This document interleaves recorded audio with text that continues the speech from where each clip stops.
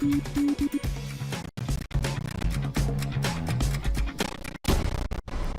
skies, nothing but blue Are you gonna skies. sing? I could. Mr. Blue Sky? Someone was Yeah, talking I about mean- your singing the other day. Now I got to think about that.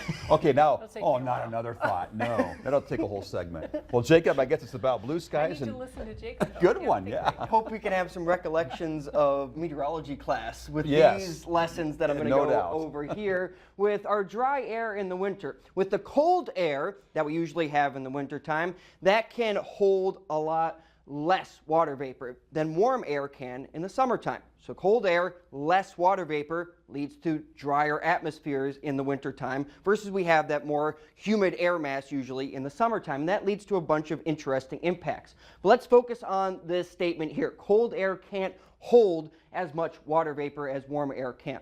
As the temperature of the air decreases, the water vapor molecules slow down. There's less energy in the air.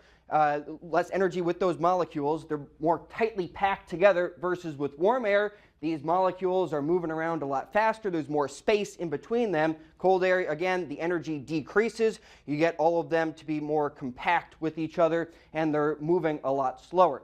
And the little bit more of a technical side to it, the evaporation rates are decreasing when the temperature of the air is lower as well, making it possible for the condensation rate to actually exceed the evaporation rate. And the take-home message here, again, more energy with your warmer air. There's more of those molecules moving around faster. The higher evaporation rates gives the potential for a higher number of those water molecules to remain in the vapor state without net condensation occurring, meaning it can hold more water vapor. There can be more energy in here without that condensation happening. Again, the evaporation and condensation rates are just a lot higher with warm air, and therefore there's more water vapor, more moisture in the air when there's a warmer atmosphere. So the dew point is the absolute measure of the amount of water vapor in the atmosphere. Again, that's the best measurement that we have, better than relative humidity, which can fluctuate throughout the day.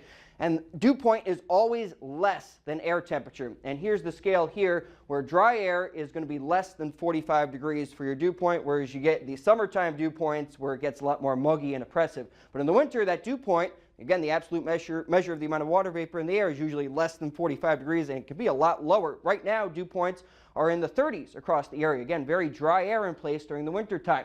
Here's the dew point throughout 2023, going from January on the left side of this graph all the way through November and December. And you can see during the summertime here, dew points were in the 40s, 50s, 60s, even some 70-degree dew points, versus in the winter, again, that absolute measure of the amount of moisture, the dew point was in the teens, 20s, even in the sub-zero category for a lot of days. In 2024 so far, when we had that big cold snap in January, our dew points plunged down into the minus 20s and even minus 30s because the dew point has to be lower than the air temperature. So you have a dew point of, let's say, 5 degrees. The air temperature would have to be above that, let's say, 20 degrees. So health impacts of having that air being drier in the wintertime, you have dry skin, dry sinuses, which can lead to more sickness because you have more dried out mucous membranes in your upper respiratory system. That makes them far less effective at catching bacteria and viruses before they make it into your lungs. You have more chapped lips, nosebleeds, and eye irritation with that dry air in the wintertime. Another thing I wanted to focus on is static electricity is usually a lot more prevalent in the wintertime with this dry air. So looking at atoms, and the composition of atoms are electrons, which are floating around outside the nucleus, and then in the nucleus you have the protons and the neutrons. But the electrons are easier to lose from those atoms. They're on the outer rings. And we lose those electrons throughout the day just by rubbing against clothing, blankets, or carpet. So we become positively charged because we're losing those negative charges.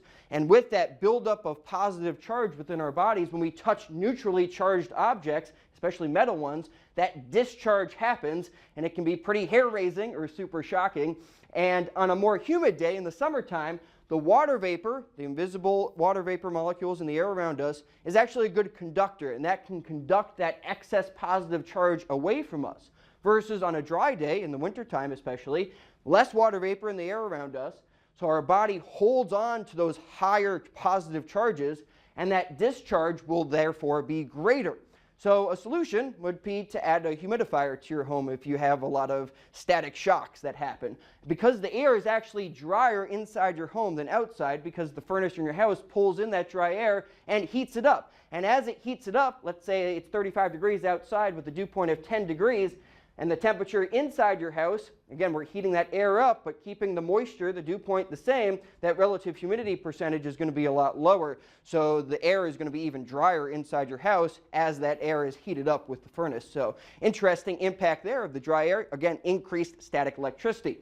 Looking outside, though, the sky is usually a deeper shade of blue in the wintertime versus the summer because of that dry air. In the summer, with more water vapor molecules in the atmosphere, those scatter the blue light out, and you can kind of see that hazier or milkier white appearance to the sky a lot of times. Versus in the winter, with less moisture, smaller water droplets in the atmosphere, and a lower sun angle, that all contributes to this really rich blue appearance to the sky a lot of times. You can see this side-by-side comparison just from an example here. It's a process called Rayleigh scattering that we get the blue light.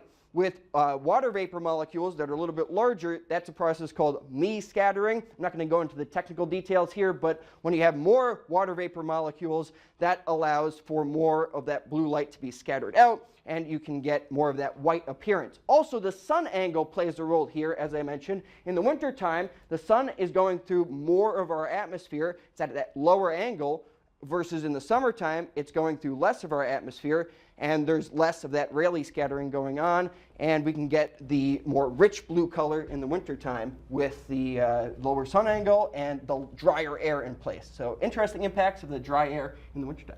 Right, Jody? I know you know this hair, you know. See, I don't have the hair You don't raising have I was that gonna effect. say, problem. you don't have that problem, that's for sure. But I noticed something in those graphics, Kevin. I don't know if you saw that. Did What's you that? see you made an appearance? There's did. a few Easter eggs I put in some of those graphics. really Yeah. nice. I'm gonna I go was back and paying look. more I was attention looking at than all the Kevin. science behind what he was doing. Good so, stuff. yeah. Thank you, Jake. Thanks a lot, welcome. Jacob.